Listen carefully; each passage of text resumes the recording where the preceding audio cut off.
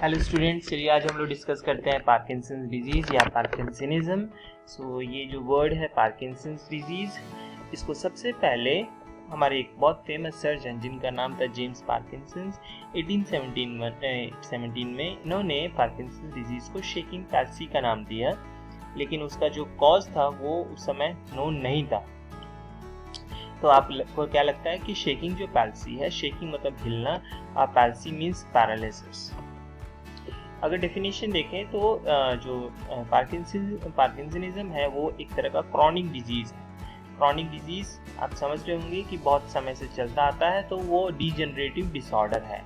और ये डीजनरेशन किसका हो रहा है? तो neuron of basal ganglia. Actual में जो बेसल गैंग्लिया है वो हमारे डोपामिनर्जिक फाइबर्स वहाँ पे रहते हैं और डोपामिन वहाँ पे बनता है। तो डोपामिन हम लोगों का इनहिबिटरी न्यूरोट्रांसमीटर है। तो ये जो डिजीज़ है वो आपका न्यूरोट्रांसमीटर से रिलेटेड भी है। अगर इस सिंड्रोम्स में अगर देखें तो इसमें बहुत सारे डिजीजेस आते हैं। सबसे पहला है आपका स्लोइंग डाउन और in the initiation and execution, जिसका आप बोल सकते हैं टर्म ब्रेडिकाइनेसिया। इसका मतलब है वो धीरे धीरे शुरू होगा। अगर कोई भी वर्क अगर आदमी करना चाहे, धीरे धीरे शुरू होता है और फिर वो एग्जीक्यूट धीरे धीरे ही रहता है।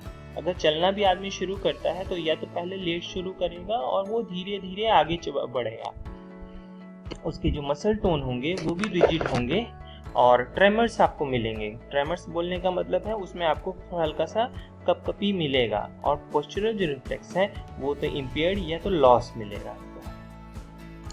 बहुत फेमस बॉक्सर जिनका नाम था मोहम्मद अली, जिनको ये डिजीज़ हुआ था, तो इसमें मैंने ये लिस्ट किया है क्योंकि ये फेमस पर्सनालिटी। और ज़्यादातर ये जो डिजीज़ होते हैं ये 60s के एज में होते हैं, 60-61 के एज में, और ज़्यादातर ये मेन को अफेक्ट करते हैं। अगर प्रेडिलेक्शंस के बारे में बात करें, इटियोलॉजी में सबसे इम्पॉर्टेंट जो इटियोलॉजी है वो हेरिडिटी है। दूसरा है कोई ड्रग्स, जैसे खास तौर पे एंटीसाइकोटिक ड्रग्स हैं। इवन हेलोपेरिडोल और फिनोडायाजीन भी है। इसके अलावा ब्लड वेसल्स में कुछ बीमारी हो सकती है, जैसे आर्टेरियोस्क्लेरोसिस हो सकता है। एन्सेफेलाइटिस ब्रेन में या कोई ट्यूमर, ट्रॉमा या हाइड्रोसेफेलस या इस्कीमिया की वजह से भी हो सकते हैं। कुछ न्यूरोटॉक्सिन जैसे साइनाइड और मैग्नीज और कार्बन मोनोऑक्साइड के भी टॉक्सिकेशन की वजह से हो सकता है। पैथोफिजियोलॉजी के बारे में बात करें तो अगर सबसे इम्पोर्टेंट बात किया जाए तो एंटीसाइकोटिक ड्रग्स या कोई हेलोपेरिडोल, ये सब जो डिजीज़ है या ड्रग्स हैं या एन्सेफेलाइटिस या दूसरे जो कारण जैसे ट्यूमर, वो क्या करते हैं? सब्सटेंशिया नाइग्रा को अफेक्ट। सब्सटेंशिया नाइग्रा जो है वो आपके फिर उसके बाद वो डिस्ट्रक्शन हो जाता है। डोपामिनर्जिक जो फाइबर्स होते हैं वो न्यूरॉन जिसमें जो कि आपके बेसल गैंग्लिया में प्रेजेंट होते हैं। जब डोपामिन नहीं मिलेगा, डोपामिन जो है वो आपका एक तरह का इनहिबिटरी न्यूरोट्रांसमीटर है। तो जब डोपामिन नहीं रहेगा तो इसकी वजह से इंक्रीज होता जाएगा आपका एसिटाइलकोलिन का एक्टिविटी। और आप जानते हैं कि एसिटाइलकोलिन की एक्टिविटी एक्साइटेटरी इफेक्ट है। तो एक्साइटेटरी एक्टिविटी के बढ़ने की वजह से एसिटाइलकोलिन के आपका दोनों के बीच में जो बैलेंस है, डोपामिन और एसिटाइलकोलिन, इन दोनों के बैलेंस में गड़बड़ी हो जाएगी, जिसकी वजह से difficulty in uncontrolling and initiation of voluntary movement, जिसकी वजह से जो ट्रेमर्स आपको पार्किंसनिज्म में और साथ साथ में रिजिडिटी भी दिखती है।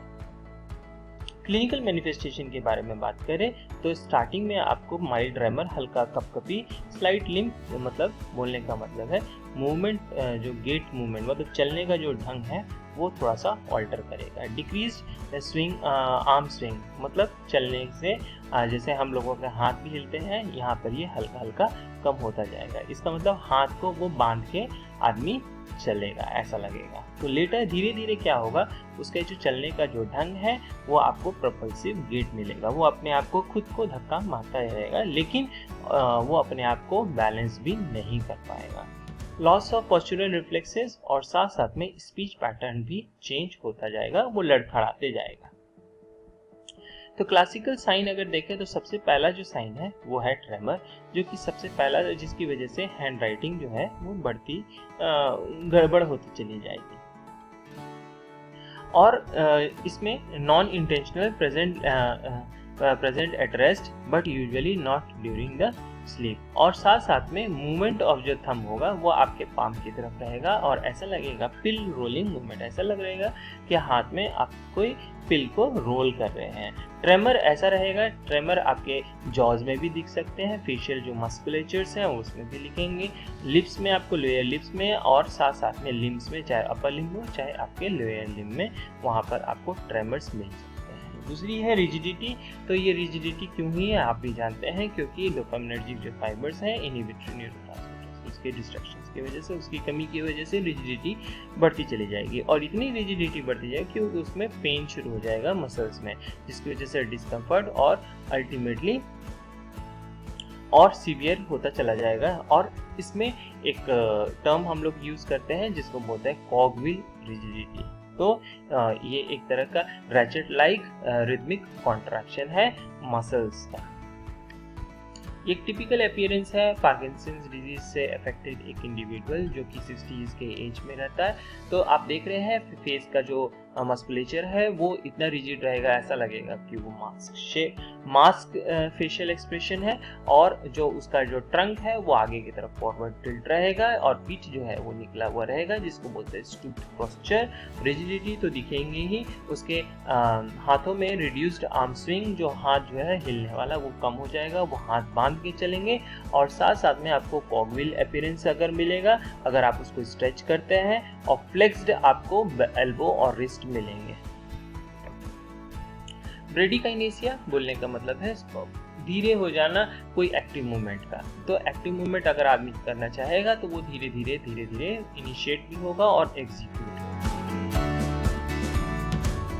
अगर मूवमेंट अगर धीरे धीरे होंगे तो इसकी वजह से भी प्रॉब्लम्स आएंगे, जैसे जीआई ट्रैक्ट में जिसको जैसे आपने कॉन्स्टिपेशन, सर्कुलेटरी कोई स्टैसिस होगा या स्किन का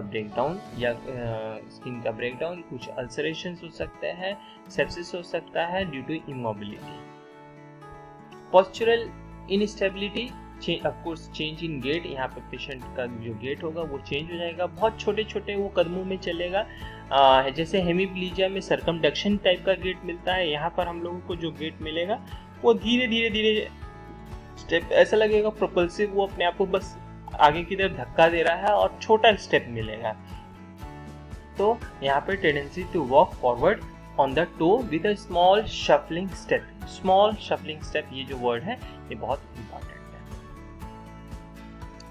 अगर बैलेंस के बारे में बात करें तो जो यहाँ पे स्टूप्ड, जो पीछे में ऐसे निकला पीठ की तरफ निकल जाता है और वो आगे की तरफ जो झुकने की वजह से जो पेशेंट है वो अपने आप को बैलेंस नहीं कर पाते हैं। और साथ साथ में आप जानते हैं जब हम लोग अपने हाथ को स्विंग करते हैं आगे पीछे जब चलते समय, तो वो हम अपने बॉडी को बैलेंस करते हैं, लेकिन यहाँ पर स्विंग तो कर नहीं पाते हैं, जिसकी वजह से बॉडी पूरी तरह बैलेंस नहीं हो पाता है।